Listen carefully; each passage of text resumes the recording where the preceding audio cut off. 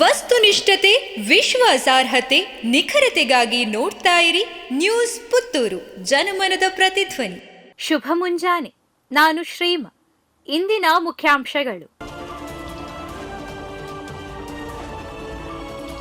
ಒಂದು ತಿಂಗಳು ಪೂರೈಸಿದ ಸಿನಿಮಾ ಭಾವತೀರಯಾನ 21ರಂದು ಸಂಜೆ 4 ಗಂಟೆಯ ಪ್ರದರ್ಶನದಲ್ಲಿ ಸಂಭ್ರಮಾಚರಣೆ. ಚಿತ್ರತಂಡದ ನಟ ನಟಿಯರ ಉಪಸ್ಥಿತಿ ಸಂವಾದ.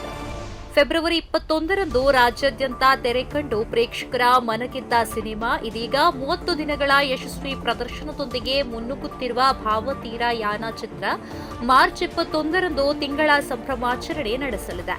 ನ್ಯೂಸ್ ಪುತ್ತೂರು ಮೀಡಿಯಾ ಪಾರ್ಟ್ನರ್ ಆಗಿ ಪುತ್ತೂರಿನ GL1 ಮಾಲ್ನ ಭಾರತ್ ಸಿನಿಮಾಸ್ನಲ್ಲಿ ಭಾವತೀರಯಾನ ತೆರೆ ಕಂಡಿತ್ತು. ಮಾರ್ಚ್ 21ರಂದು ಸಂಜೆ 4ಕ್ಕೆ ನಡೆಯುವ ಪ್ರದರ್ಶನದಲ್ಲಿ ಚಿತ್ರತಂಡದ ತಾರೆಯರು ಮತ್ತು ನಿರ್ಮಾಪಕ ನಿರ್ದೇಶಕರು ಭಾಗವಹಿಸಲಿದ್ದಾರೆ. ಇದೇ ಸಂದರ್ಭದಲ್ಲಿ ಖ್ಯಾತ ತುಳು ಕನ್ನಡ ರಂಗಭೂಮಿ ಕಲಾವಿದರು, ವಿವಿಧ ರಾಜಕೀಯ, ಸಾಮಾಜಿಕ, ಧಾರ್ಮಿಕ ನಾಯಕರು ಭಾಗವಹಿಸಲಿದ್ದಾರೆ. ಮರ್ಧಾಳದ ಜೀವನ್ ಜ್ಯೋತಿ ವಿಶೇಷ ಶಾಲೆಗೆ ಭೇಟಿ ನೀಡಿದ ಕುಕ್ಕೆ ಶ್ರೀ ಸುಬ್ರಹ್ಮಣ್ಯೇಶ್ವರ ಮಹಾವಿದ್ಯಾಲಯದ ಎನ್ಎಸ್ಎಸ್ ಘಟಕದ ವಿದ್ಯಾರ್ಥಿಗಳು. ಕುಕ್ಕೆ ಶ್ರೀ ಸುಬ್ರಹ್ಮಣ್ಯೇಶ್ವರ ಮಹಾವಿದ್ಯಾಲಯದ ಎನ್ಎಸ್ಎಸ್ ಘಟಕದ ವಿದ್ಯಾರ್ಥಿಗಳು ಮರ್ದಾಳದಲ್ಲಿರುವ ಜೀವನ್ ಜ್ಯೋತಿ ವಿಶೇಷ ಶಾಲೆಗೆ ಭೇಟಿ ನೀಡಿದ್ದಾರೆ.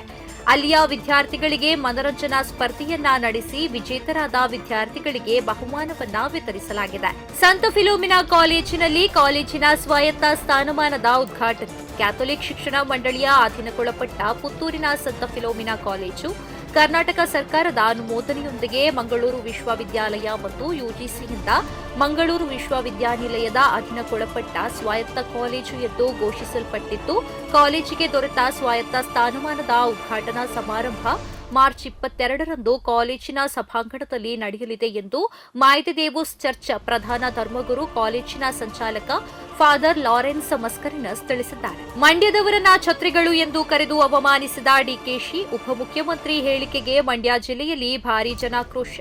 ಮಂಡ್ಯದವರು ಛತ್ರಿಗಳು ಎಂಬ ಉಪಮುಖ್ಯಮಂತ್ರಿ ಡಿಕೆ ಶಿವಕುಮಾರ್ ಹೇಳಿಕೆಗೆ ಜಿಲ್ಲೆಯಲ್ಲಿ ಭಾರೀ ಆಕ್ರೋಶ ವ್ಯಕ್ತವಾಗಿದೆ. ಜಿಲ್ಲೆ ಜನರಿಗೆ ಡಿಕೆಶಿ ಅವಮಾನ ಮಾಡಿದ್ದಾರೆ. ಮಂಡ್ಯ ಜನರ ಭಿಕ್ಷೆಯಿಂದ ಕಾಂಗ್ರೆಸ್ಗೆ ಅಧಿಕಾರ ಸಿಕ್ಕಿದೆ.